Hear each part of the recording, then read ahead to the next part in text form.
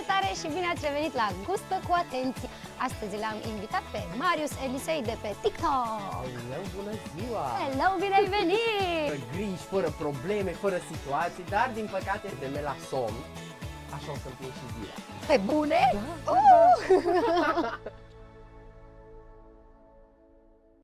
Salutare și bine ați revenit la Gustă cu Atenție! Astăzi vom gusta câteva hohote de râs și, bineînțeles, multe povești despre adolescență și despre toate perioadele importante din viețile noastre, mai ales din viața lui. Astăzi l-am invitat pe Marius Elisei de pe TikTok! Hello, bună ziua! Hello, bine ai venit! Bine v-am găsit! Ce bucurie, ce energie! Mă bucur foarte tare să te cunosc, Marius! Și mie îmi pare bine să te cunosc. Pe bune? Da, da. Îți urmăresc cu mare entuziasm și bucurie filmulețele de pe TikTok și ai o energie extraordinar de pozitivă și de efecte așa, când vezi un filmuleț, cred că sunteți de acord cu Marius, life is easy, nice. Da, nu. Dar este life easy așa tot timpul? Dacă ar fi direct așa cum transmitem pe internet, dacă ar fi lucrurile atât de simple cum îți transmisă pe internet, băi, cred că am avea o lume de asta fără griji, fără probleme, fără situații, dar din păcate să știi că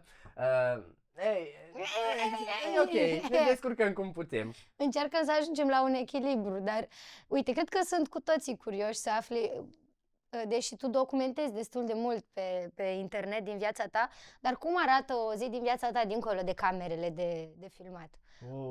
Dincolo de partea de content creator. Mă rog, sunt 3 feluri de zile. Ok, hai să trecem prin ele, avem timp. Zile bune, Okay. zile rele și mai era o vorbă cu zile... Așa, cum zicem cum așa. sa. Da. Da, de cele mai multe ori îmi place, adică rutina mea începe așa. De fiecare dată îmi doresc să mă pun la o oră normală la somn. Ce înseamnă o oră normală în viziunea mea? 10-11. Și ți iese? Nu. Mă străduiesc foarte mult să dorm, dar știu că îmi face foarte, foarte mult bine. Pentru că dacă eu mă pun destul de devreme la somn, așa o să-mi fie și ziua. Așa. De ce? Pentru că mă trezesc la 6 dimineața, îmi pregătesc mâncare, îmi fac frumos geanta pentru sală și direct acolo mă duc. La 6 dimineața? Da. De fiecare dată, pentru că, nu știu, așa simt eu. Eu dacă mă duc seara la sală, simt că, nu știu, a fost o zi în care am bifat și sala. Dar dacă mă duc de dimineață, toată ziua mea se transformă, îs atât de energic și atât de plin de viață, încât, efectiv, nu știu, de asta îmi place. Primul lucru pe care îl fac dimineața e mâncarea și apoi sala. Aha. Foarte important. Ok, asta într-o zi bună. Asta într-o zi bună. Într-o zi mai puțin bună, să zic așa, mă trezesc tot de dimineață, dar mă trezesc foarte greu. Mă trezesc la un 8 jumate, 9, pentru că atunci când corpul meu simt că e obosit și are nevoie să reîncarce, îl las să mai dorm o oră, 2 și zic ok. Dorm, dar când te trezești vreau să fii fresh, vreau să fii productiv, vreau să te pui direct pe treabă. Ei bine, câteodată funcționează, câteodată nu. Dar cumva îmi place că eu mi-acord iubirea asta față de corpul meu. Îmi place să respect în momentul în care simte oboseală să-i ofer relaxare, în momentul în care simte nevoia de sală și să fac antrenament. Îi dau și chestia asta, de fiecare dată cumva mi-ascult corpul, ce-mi dictează el. Așa câteodată îl mai forțez, ce-i drept, pentru că să mă simt bine mental și să simt că am bifat cumva toate lucrurile pe ziua respectivă, nu știu, mai trag un pic de el și zic, bă, hai, o oră măcar la sală să faci un pic de mișcare, o să te simți mult mai bine. Și reușești. Da, chiar mișcarea pe mine, chiar m-au întrebat, adică prietenii și apropiații mei știu în momentul în care am o zi prostă, eu trebuie să mă duc la sală. Ca să învăț acolo toată energia negativă și să iau doar energie pozitivă asupra mea, pentru că așa funcționez eu. Dar ce poate să te încarce? Ce te încarcă pe tine cu energie negativă? Cred că cu energie negativă îți dai seama, viața de zi cu zi, problemele care apar. Cumva eu acum fac tranziția între viața asta de adolescent rebel, eu încă nu pot să mă consider 100% bărbat. Eu încă mă Ok. consider cumva un băiat, Mhm. dar cumva eu acum încep să fac tranziția între un băiat și un bărbat, pentru că e o diferență destul de diferență, da. mare, pentru că un bărbat întotdeauna e mai echilibrat, e mai la punct, în viața de zi cu zi, își notează chestii, își bifează fiecare chestie, Mhm. îi în timp tot timpul prezentabil. Ei bine, asta acolo încerc să ajung eu. Dar uneori, adică sunt foarte haos, nu am timp, ajung, întârzi, e așa, haos Ok, viața mea. Și de ok. asta îmi doresc să ating cumva tipologia aia de care ziceam de bărbat, ca să ajung să-mi notez, să fiu la punct cu toate, în fiecare zi. Mi se pare fantastic că ai început foarte bine. Cu siguranță un bărbat adevărat, ca să vorbim așa în etichete din astea foarte importante, e genul care se trezește și se duce la 6 dimineața la sală. Deci felicitări și Exact. faptul că ai un scop și că știi unde vrei să ajungi din nou. E Da. un pas foarte, foarte extrem, extrem de important. Și Da. indiferent de zilele negative de gânduri, iată că ai descoperit o resursă extraordinară, mersul la sală. Deci iubesc să mă duc la sală, face parte din mine, dar eu am ajuns la sală, nu știu dacă urmează să mă întrebi, dar am auzit eu, mi-a șoptit așa o Așa? păsărică, că o să mă întreb și despre bullying. Hai să trecem direct. Am primit, Ok. dar știi care e cea mai interesantă chestie din bullying? Care? Te motivează. M-a motivat atât de tare încât să fiu persoana de astăzi. Ok. Eu mulțumesc și bullying-ului pe care l-am primit, pentru că m-a ajutat să ajung în cea mai bună formă a mea în momentul de față. Bineînțeles, Nu te-a ajutat bullying-ul. nu m-a ajutat Tu te-ai bullying-ul. ajutat. Tu ai Exact, ales dar m-a să-i- motivat. Uite, de exemplu, că legat de sală, când am intrat în clasa 9 la liceu, eu până în clasele primare 1-8, Mhm. am fost la mine la țară, aproape de casă, mă rog. După a venit chestia asta că trebuie să mă duc la liceu, eram foarte încântat că o să fac parte din, o să mă duc într-un oraș la liceu și o să fie foarte nice totul, o să fiu într-un grup mare de prieteni, eu iubesc să am prieteni.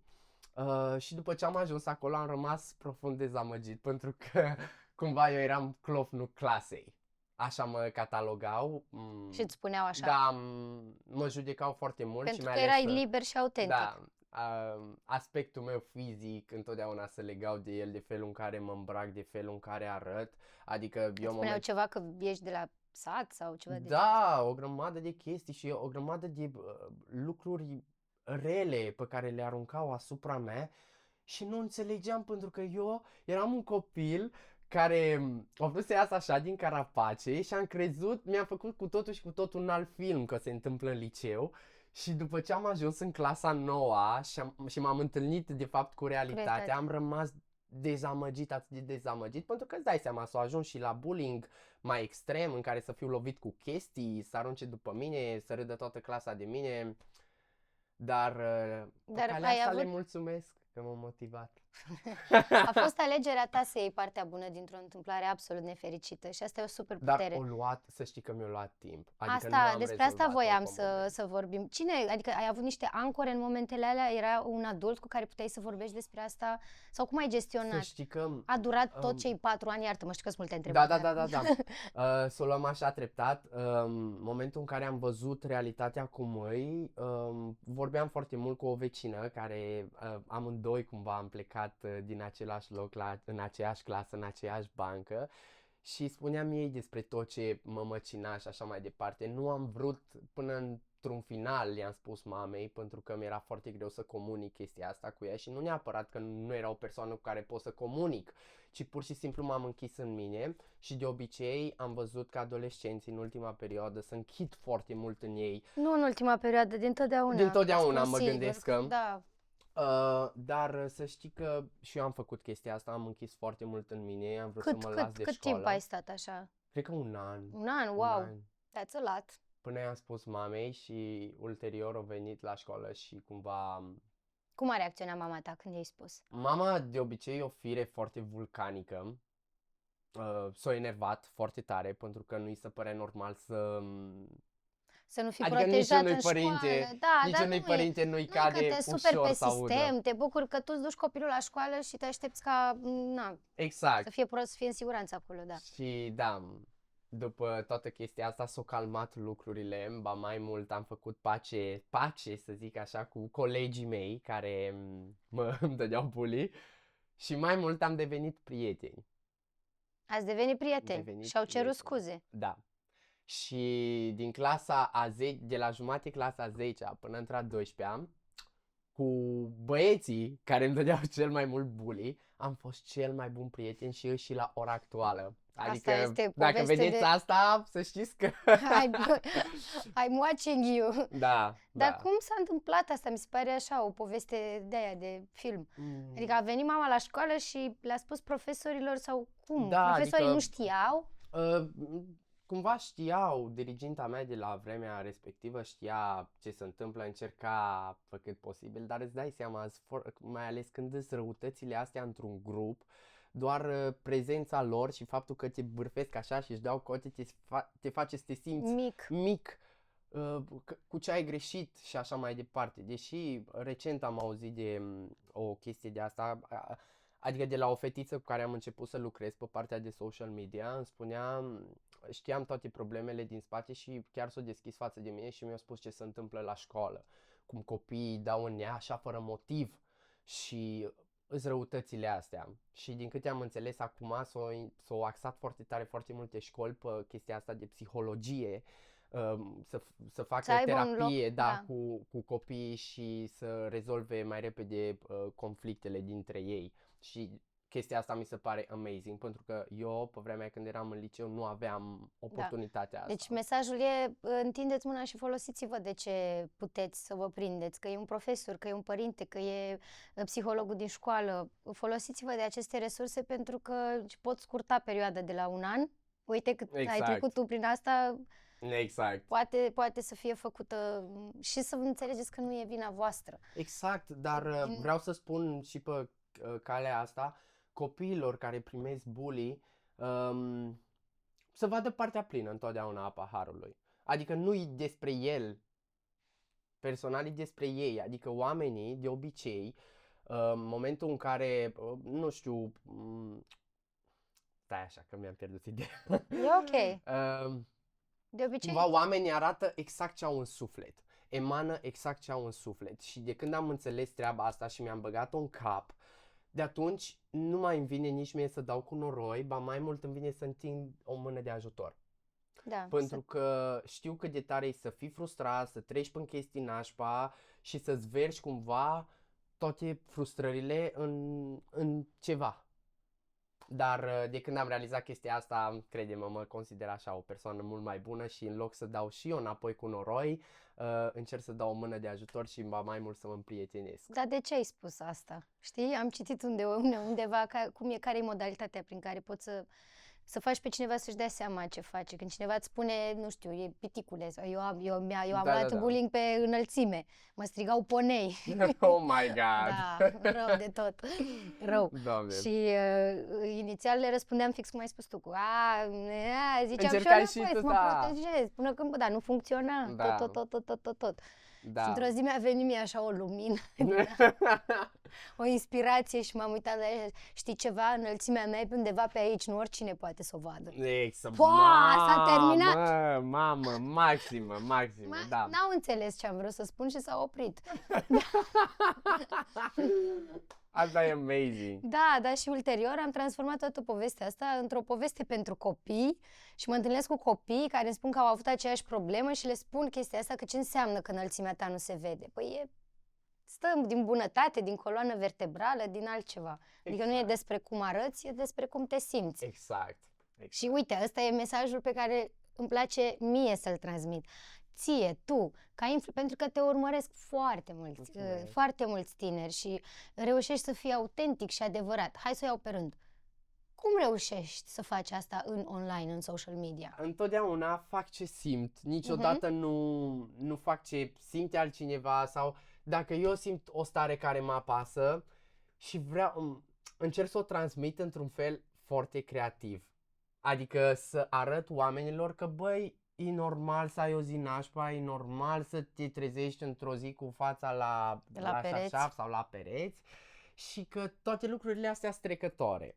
Și că mai ales dacă treci într-o perioadă, într-o zi o să fie bine. Și lucrurile negative care vin în viața, adică asta încerc să transmit și în social media, lucrurile negative care vin în viața noastră vin să ne învețe o lecție. La fel și oamenii care trec prin viața noastră ne învață o lecție pentru ca noi să fim cea mai bună versiune a noastră. Cum faci când primești, sunt convinsă că ai parte și de comentarii mai puțin prietenoase. Da. Cum asta faci? da. Nu știu, eu personal adică simt în stomac când cineva îmi zice chestiile astea. Tu cum simți? Cum le gestionezi? Sincer să fiu, recent am primit un videoclip. Un videoclip care, da, într-adevăr, m-a afectat destul de tare pentru că erau atât de multe, adică și creatorul care a făcut acel videoclip despre mine, dar și oamenii din comunitatea lui au început să vorbească foarte mult pe subiectul ăsta și să fie foarte răutăcioși, dar eu n-am înțeles de fapt de ce faci chestia asta. M-am supărat pentru că am văzut și eu Te-a rănit. ce se întâmplă. Da, m-a rănit, dar nu m-a rănit pentru că așa îi. M-a rănit pentru că nu înțeleg de ce oamenii uneori simt nevoia să-și verse toate frustrările pe internet. De ce nu trebuie să ai o părere, să-ți o ții pentru tine, e părerea ta, ok, am înțeles, dar în momentul în care vii în social media trebuie să vii cu niște argumente, cu niște, să livrezi într-un mod frumos dacă vrei să spui părerea. Da, e o diferență nu- între a-ți spune părerea Da. și a da un feedback. Eu n-am înțeles de ce trebuie să arunci cu ură într-un videoclip, pentru că știi că aia prinde destul de urât dacă faci chestia asta. Nu știu, eu n-am înțeles niciodată și am înțeles că nu-i despre mine clipul, adică vorbește despre mine, dar nu mă privește pe mine, ci îl definește pe el ca și persoană. Dacă el a vrut să transmită mesajul în felul ăsta și a ales cuvintele alea, îi stric părerea lui și eu cred, cum ți-am zis și mai devreme, oamenii de obicei reflectă ce au în suflet. Ne întoarcem la asta, da. Da, țin foarte mult de motoul ăsta, nici nu știu, îi aplicat așa în creierul meu. Și zic, Ca o mantră. efectiv, oamenii reflectă întotdeauna ce au în suflet și îți dai seama că și eu uneori reflect ce am în suflet, mai ales când am o zi prostă, pentru că se vede pe fața mea, se vede pe acțiunile mele, se vede în general. Da, se simte. Dar întotdeauna pe zi ce trece încerc să fiu o persoană mai bună, mai înțeleaptă și încerc să arăt asta și oamenilor din jurul meu, pentru că încă o chestie pe care mă ghidez foarte tare, ești suma a 5 oameni cu care te înconjori. Cred foarte mult în chestia asta. Deci o cred cu tărie și de asta eu încerc să fiu o persoană mai bună, mai echilibrată, mai punctuală și să am o rutină, pentru că știu că și eu fac parte, la rândul meu, din suma persoanelor care se înconjoară în jurul meu. Ce frumos că ai pus-o și într-un mod altruist, adică nu e doar despre ce obții tu, e și despre ce primesc oamenii care intră în contact cu tine și asta e o dovadă de generozitate foarte frumoasă. Felicitări! Mulțumesc! Ești foarte tânăr și tocmai de aia, adică sunt atât de bucuroasă să vă cunosc și să vă văd că sunteți atât de conștienți de voi, de cine sunteți, de ce nevoie aveți, ce lucruri trebuie să faceți pentru a obține ceea ce vă doriți și peste asta vă mai și țineți de ele. Mulțumesc! Măi, n-am fost așa dintotdeauna, să știi că lucrurile pe care am trecut m-au făcut să fiu așa, adică dacă, uite, de exemplu, acum 3 ani înainte să mă mut la București, eram un copil fără. Chiar dacă m-am apucat de social media și făceam social media, dar nu la nivelul ăsta, nu înțelegeam atât de mult, nu eram conștient de unde o să ajung și ce o să întâmple. Dar mă frustra atât de tare că sunt acolo la Zalău și nu-s la București, pentru că simțeam că aici e locul meu unde eu trebuie să evoluez, unde eu trebuie să fac chestii mișto pentru mine, pentru viața mea și pentru oamenii care mă urmăresc, pentru comunitatea mea. Îmi doresc să le livrez mai mult, îmi doream să le livrez exact ce am eu în cap și să nu le spun doar despre chestia asta, ci să le arăt. Trăiești, da. Exact. Și mă bucur atât de tare. Îți dai seama, am trecut prin foarte multe etape până să ajung în punctul ăsta, până să realizez chestiile astea și în fiecare zi trag de mine să fiu cea mai bună versiune a mea, pentru că despre asta e vorba. Și bineînțeles să fiu fericit și să fac tot ce simt întotdeauna mă duc pe feeling-ul, fac ce simt. Ce importanță are alimentația în tot procesul ăsta prin care treci tu, pentru tine? Alimentația pentru mine e foarte importantă.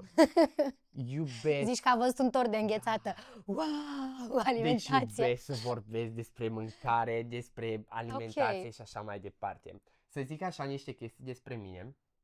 Eu de obicei, deși îmi place să arăt când mănânc sănătos pe internet, îmi place să arăt și când mănânc Mai puțin. Exact, mai Mhm. puțin sănătos.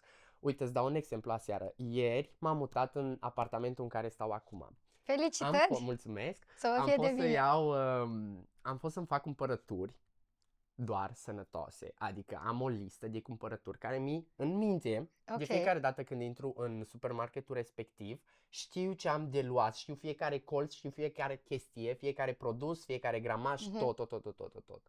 Dar aseară, înainte să intru în acel market, am văzut o cârciumă, da, peste drum de acel supermarket. Și știi cu ce era? Cu mici, cu mâncare românească, cu bulți, cu jumări, cu... Și Mi-e știi ce am foame! făcut? Știi că ți-am zis mai devreme că mi-ascult corpul? Da, ți-ai Am ascultat mers, corpul. m-am dus, mi-am Ți-ai luat luat- 4 mici, deși știam că eu ieri n-am fost la sală, n-am făcut mișcare, doar că corpul meu a simțit o poftă atât de mare încât m-am dus, am cerut 4 mici.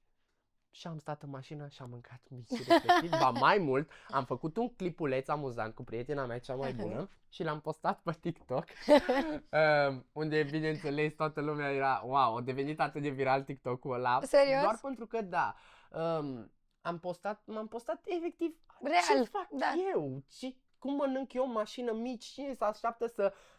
Mi-am luat pe ultima 100 de metri înainte să închidă și am mâncat în mașină. Și mi s-a părut atât de mișto experiența asta și m-am bucurat atât de tare. Bineînțeles, după am fugit în supermarket, Și mi-am ai luat cumpărat cumpărăturile sălățică. și le-am pus frumos în frigider, adică dacă cineva îmi face controlul acasă, doar mâncare sănătoasă. Sănătoasă. Nu există altceva. Dar, bineînțeles, am o chestie, mereu când mă duc în vacanță, uite, de exemplu acum, că vin sărbătorile de Paște, trebuie să mă duc acasă, la Zalău. Îmi spune mama, Marius, ți-am făcut salată de băf, cozonaci și... Știu momentul în care mă duc într-o vacanță sau mă duc acasă la ei mei, știu că de fiecare dată programul meu se dă păstă cap și E ok să urăști, dar e ok să accepti că Da. n-ai ce să Da, faci. da, trebuie să accepti Da. și că 2 zile în care după aia vin apoi, intri în rutina ta și îi dai O iei mai de la încolo. capăt, da, Da. practic. Și de asta eu am de fiecare dată reținerile astea. Nu mă duc în vacanță, nu mă duc în ăsta, evit întotdeauna. O, Pentru Doamne! că mă Nu! trage din rutina mea și urăsc să ies din rutina mea, dar câteodată să știi și corpul meu simte nevoia, mi-ascult corpul și îi dau voie, mănâncă salată de băuf, mănâncă cărnați, mănâncă nu știu ce vrei tu. Și du-te, mamă, în vacanță, că de Exact. acolo înveți Exact, multe lucruri exact. care compensează câteva mese Exact, dar să nereușite. știi că mâncatul ăsta sănătos, dacă eu nu-l fac în câteva zile, adică dacă eu nu mănânc orez cu somon, dacă eu nu mănânc omleta cu albușul pe care le combin, le cântăresc, Le cântărești? Da. Super. Faci asta în fiecare zi, la micul Nu. dejun? Nu, ok. nu fac. De obicei îmi dau seama uneori după ochi, dar când îs eu mai fixist, mă trezesc mai fixist în ziua aia, îmi cântăresc. Ok. Dar de obicei le fac după ochi, știu exact cantitatea pe care trebuie să o pun și de orez și de ou, mă rog, spargi de ou, după adaugi Da. vreo 50 de mililitri de albuș de ou, cam așa conține omleta mea. Și asta mănânci în fiecare 5 dimineață? roșii sherry, niște somon afumat, and that's it. Asta e micul tău Asta e, dejun. da. Fără pâine, doar Fără, ouă. eu să știi că nu prea consum pâine, eu am realizat că, băi, eu nu mănânc pâine în general. Dar, na, când mai mănânc un burger sau îmi fac și burgerul care să fie sănătos. Deci, Da, cum? Tell us more. eu am lucrat cu un antrenor și el are cărți de rețete. Și de acolo, din cărțile alea, mă inspiră de fiecare dată să-mi fac, dacă vreau ceva, nu știu, un burger care să arate bine, să fie varianta cea mai sănătoasă. Înțelegi? Chiar dacă, în general nu e cea mai sănătoasă, dar să fie varianta aia cumva să mă păcălesc eu pe mine, mamă, ce burger am mâncat. Wow. Da, de asta mâncarea Minunat. sănătoasă face parte din mine. Eu dacă nu mănânc câteva zile, simt că nu sunt ok cu mine, simt că ceva nu-i la locul lui. Și nu-mi place, nu-mi place, simt că am un stil de viață haotic și nu-mi doresc asta, așa că mâncatul sănătos pe mine chiar mă ajută să mă simt mult mai bine, să mă simt eu. Simt că face parte din mine de când, nu știu, de când, din clasa 10-a. Din clasa 10 Da, ai început să da, fii conștient de da, să corpul fiu tău? conștient de corpul meu, de felul în care arăt. Că, Și de unde ți-ai luat informațiile atunci? de pe internet, ascultam sfaturi de la vecini, mergeam la țară. Eu eram la țară și aveam un prieten acasă sală și acolo m-am apucat eu prima dată de sală. Ce De atunci tare! mi-am descoperit eu pasiunea mea pentru sală. Nu neapărat, adică nu să mă duc, mamă, să trag, dar să-mi placă. Mhm. Să-mi placă, pentru că m-am întâlnit cu un prieten acum în sală și îmi zice: Marius, nu suport să fiu aici. Și Oh, săracul. mă duc doar pentru că Știu vreau că să arăt bine trebuie, pentru da. vară.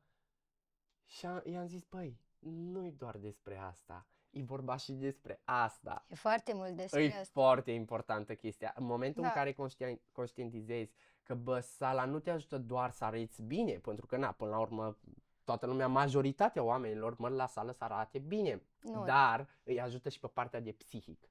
Ceea ce se întâmplă cu mine, faptul că mă ajută pe partea de psihic să mă liniștesc. Eu, zilele trecute, eram într-o stare prostă.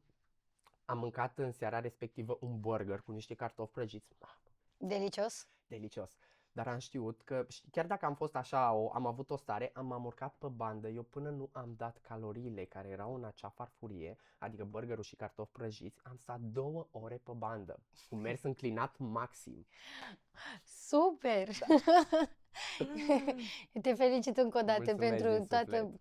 Și vreau să spun că m-ai super motivat. Eu trebuie să recunosc că am 3 săptămâni de când n-am ajuns la sală și se simte pe tot, pe minte, Nu pe te corp, simți pe mai tot. bine după ce ești Ba de la da, sală în nu, antrenament și mai ales pe timp de vară, Eu te sala. simt extraordinar de bine, înțeleg exact ce spui și la mine la fel. Dincolo de dorința de a arăta bine, e ce face cu creierul meu Exact. și cu felul în care ies de acolo. Și exact Exact. cum spuneai, dacă îmi încep dimineața la sală, the day is gonna be amazing. Cea mai mișto zi. Marius, te mai rog frumos, dacă, nu știu, dacă vrei să le transmiți ceva tinerilor care poate că își doresc să devină influencer ca Ok. tine, Da. poate că nu au curaj să se expună în autenticitate, în their true selves, poate, hai să spunem așa, că nu au curaj. Ok. De ce trebuie să știți de la mine? Adică mă uit în Așa, cameră, că da, vreau să uită-te în transmit, cameră, dar nu știu în spune-le care, direct. că-s 3. Uite, aia e a ta de acolo. Aia e a mea. Da. Ok. Mereu am spus-o și o să o spun. Simți când e momentul, simți când e cazul, tot ce trebuie să faci e să fii autentic, să fii tu, să-ți arăți viața așa cum îi, cu bune, cu rele, pentru că asta, eu zic că asta e cheia pentru a ajunge să faci chestia asta. Asta am făcut eu. După cum știți, care mă știți, știți cum am început eu în pandemie. Mă filmam cu familia mea, făceam sketch-uri care sunt foarte cringe, dar le apreciez pentru că cumva de acolo am pornit și totul are un început. Știu că e greu, mai ales oamenii care nu le place să facă contact vizual cu camera așa cum fac eu acum. Și eu am fost acolo, dar în timp m-am obișnuit și în timp am adorat și ador ceea ce fac, iubesc ceea ce fac și mă face să mă simt pe mine super bine, fericit și împlinit 100%. Așa că ascultați-vă corpul, ascultați-vă mintea și un moto pe care mi l-am pus eu zilele astea în cap: just do it, doar fă-o. În rest, trăim într-o simulare. Oh! Îți mulțumim mult, Marius! Vă mulțumesc și eu pentru invitație, m-am distrat foarte tare alături Mă de voi. bucur! Super! Te mai așteptăm și altă dată. Cu drag! Super!